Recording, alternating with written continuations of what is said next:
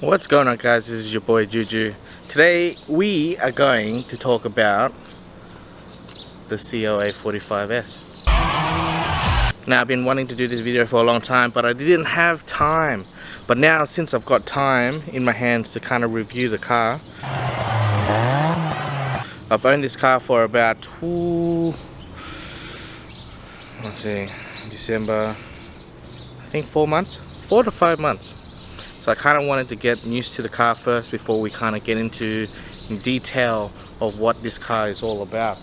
Previously it was a yellow, it was a sunburst yellow, but now I've got a matte black satin finish wrap with the AMG stripe there. I got to thank Elite Motorsports for wrapping the car for me. They did a great job.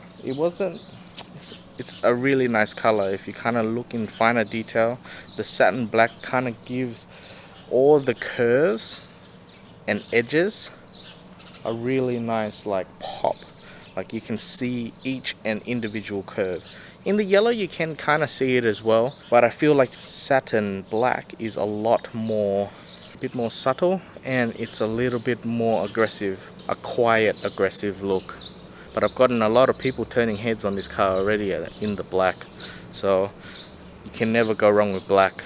Leave a comment below if I should change it back to yellow. I don't mind this color, but the only problem is it gets really dirty really quickly. Good things about the car. Let's start off with the aesthetics. The aesthetics of the car, you've got this new shape from the old model, because the old model wasn't as smooth, is probably the best word to describe it. It was more aggressive, I'm not gonna lie. The old model was more aggressive compared to the new model, and you guys can kind of determine yourself if it was a good move by Mercedes to kind of change the shape of the car. But we're kind of moving into a new generation of sports cars here. So the best thing I like about this car is that it's an easy car to drive, and it's really fast. The new design of the front grille, so that's not too bad. The side, if you kind of look at the side of the car, you kind of tend to see with the brakes, you've got 360mm discs at the front, and then you've got 330mm at the back. You've got 6-piston brakes at the front, and then you've got 2-piston brakes at the back. You can stop really fast. If you can go fast, you should be able to stop fast at the same time. 19-inch rims, which is another good feature there. The bigger the better, I guess. Red calipers. The red calipers are nice. I do like the red calipers. It kind of gives it more of an aggressive look to the car. But with going with the black and yellow theme, red doesn't really stand out. I was thinking of changing the red to yellow to kind of match the stripe. If you come back to the rear, you'll notice that the boot is kind of smaller than the front, but it's fine. You'll probably notice that the boot as well has this pretty nice engagement where you push the button, the Mercedes sign, and it kind of pops up. So the exhaust goes 3-inch from the turbo all the way down to the end there. I'm pretty sure the dump pipe's 3-inch as well. There's a catalytic converter in there that kind of reduces the exhaust sound, but it's good for the ignition, save the world, blah blah blah. When it starts, normal, which is C, and then there's a I. I put it in I. There's a race mode in there as well, which is not too bad in this one. So once you turn it on in normal mode, the engine's okay, it sounds good.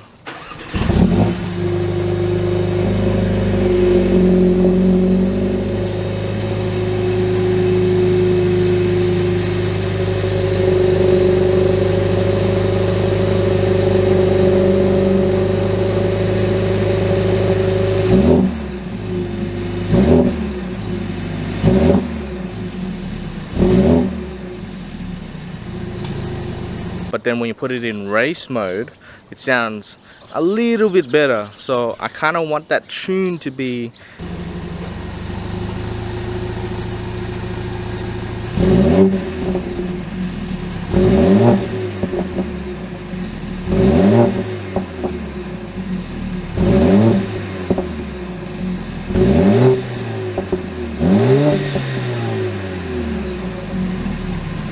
Just a little bit higher in the decibel range.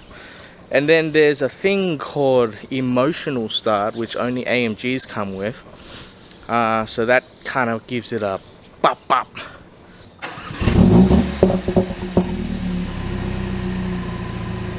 It's kind of fake. As you can see, now we're going to go into the engine bay. It is the best engine to date for a 4-cylinder turbo. Currently producing 421 horsepower and 500 newton meters of torque.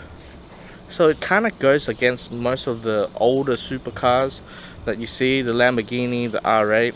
If you go to the R8 the first generation R8, from 2007 to 2012 or 13, this car decimates that car.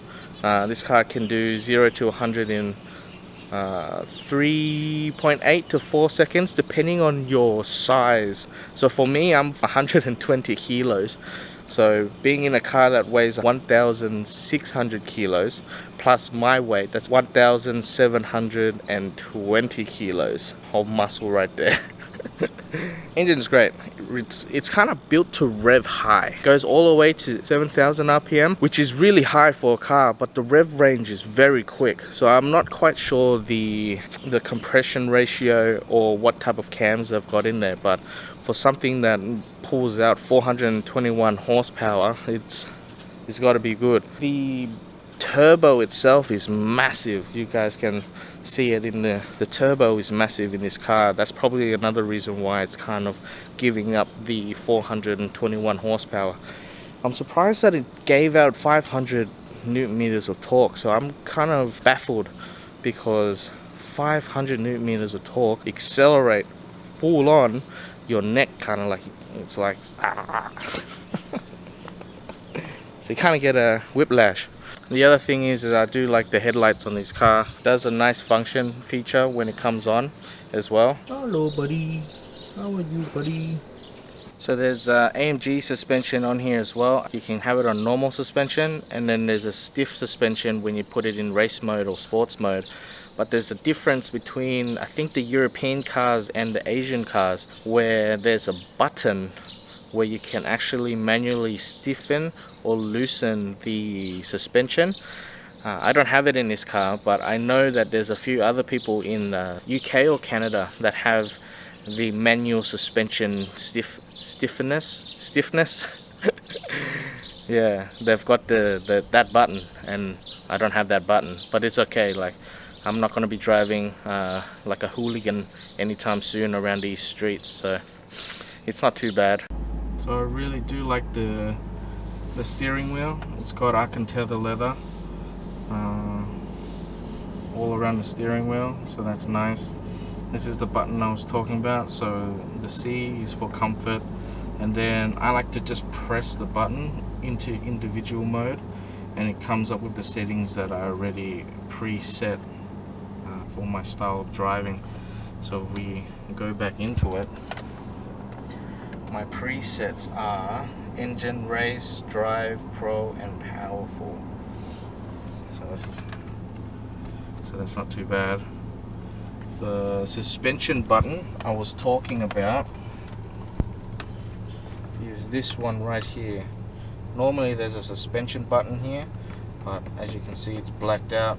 You've got the exhaust button here, so you can turn on and off the exhaust to make it louder or less aggressive. Then you've got traction control, and then the manual button for the pads, which are here and here, up and down. There's one thing I don't like about this car is that it pumps exhaust sounds into the car. If you can hear it now, yeah, there's an exhaust note in the car that is, it feels too fake for me. Like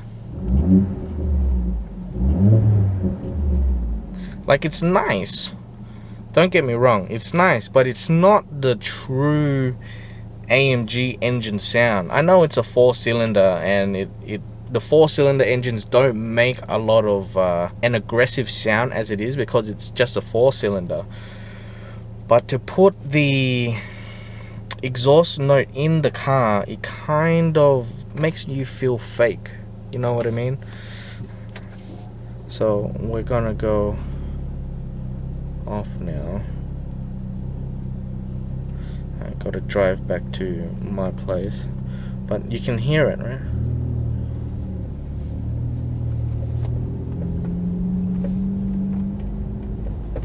Yeah, it just doesn't sound like, it sounds good, don't get me wrong, but there's just that that feeling of, we can hear it inside the car, but no one else can hear it outside the car. So the best way to kind of compensate for the lack of eagerness for the outside people to hear, the patrons, is to get an exhaust. So we're going to look for an exhaust. Anyways guys, let me know what else you want me to talk about with this car, because a lot of people really want to see what this car's capable of. Oh, actually, I'll let you know now. Ferrari 458 doesn't keep up with this car. I will let you know that for sure, because I've already raced one to a few months ago and he couldn't keep up with me.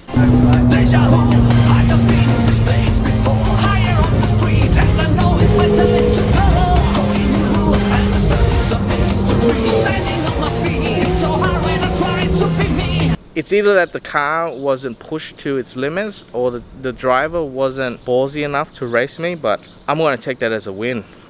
But anyways guys, I will see you in the next video. Thank you for watching. Like, subscribe, comment mainly to see what else you guys want to know about this car, and then I'll do another video for you. Thanks guys, we'll talk soon. Deja vu, I just been